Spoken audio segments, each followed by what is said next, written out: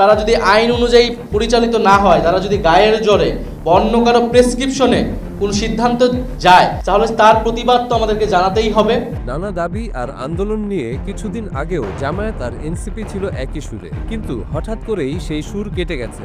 এখন জামায়াত আর এনসিপি অনেকটা মুখোমুখি অবস্থানে অবস্থান করছে বলে মন্তব্য পাওয়া গেছে রাজনীতির মাঠে। রোববার এনসিপির আহ্বায়ক নাহিদ ইসলাম তার ফেসবুক পোস্টে সরাসরি জামায়াতের বিরুদ্ধে প্রতারণার অভিযোগ করেছেন। পিআর পদ্ধতির আন্দোলন নিয়ে জামায়াতের ভূমিকা একটি রাজনৈতিক প্রতারণার শামিল।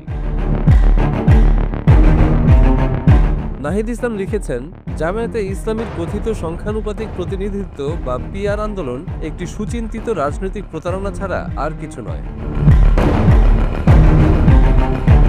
রোববার এক ফেসবুক পোস্টে নাহিদ কথা বলেছেন। তিনি বলেন, ঐক্যমত্য কমিশনের সংস্কার প্রক্রিয়া এবং জাতীয় সংলাপকে গণঅভ্যুত্থানের আলোকে সংবিধান ও রাষ্ট্র পুনর্গঠনের প্রকৃত প্রশ্ন থেকে ভিন্ন দিকে সরিয়ে নেওয়ার লক্ষ্যে পরিকল্পিতভাবে এই পিআর আন্দোলন তোলা হয়েছে।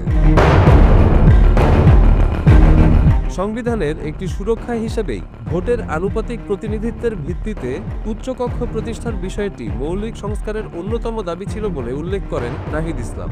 তিনি বলেন, আমরা এ ধরনের মৌলিক সংস্কার এবং বৃহত্তর জাতীয় ঐক্যের ভিত্তিতে জুলাই সনদের আইনি কাঠামো তৈরি করার জন্য একটি আন্দোলন গড়ে তুলতে চেয়েছিলাম।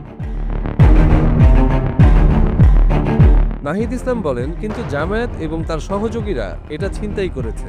তারা একে পিআর ইস্যুর মধ্যে সীমাবদ্ধ করে ফেলেছে এবং এটাকে তাদের ক্ষুদ্র দলীয় স্বার্থ উদ্ধারের জন্য দর কষাকষির একটি হাতিয়ার হিসেবে ব্যবহার করেছে।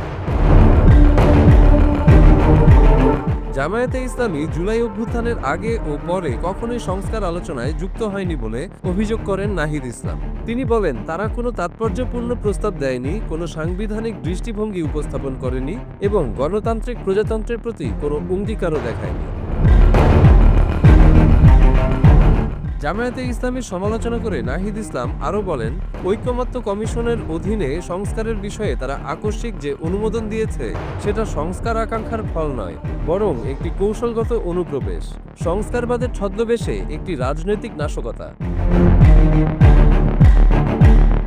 এনসিপির আহ্বায়ক নাহিদ বলেন, আজ বাংলাদেশের জনগণ এই প্রতারণা স্পষ্টভাবে বুঝে গেছে। তারা সত্যের পক্ষে জেগে উঠেছে এবং ভুয়া সংস্কারবাদী বা ছলনাকারীদের দ্বারা আর প্রতারিত হবে না।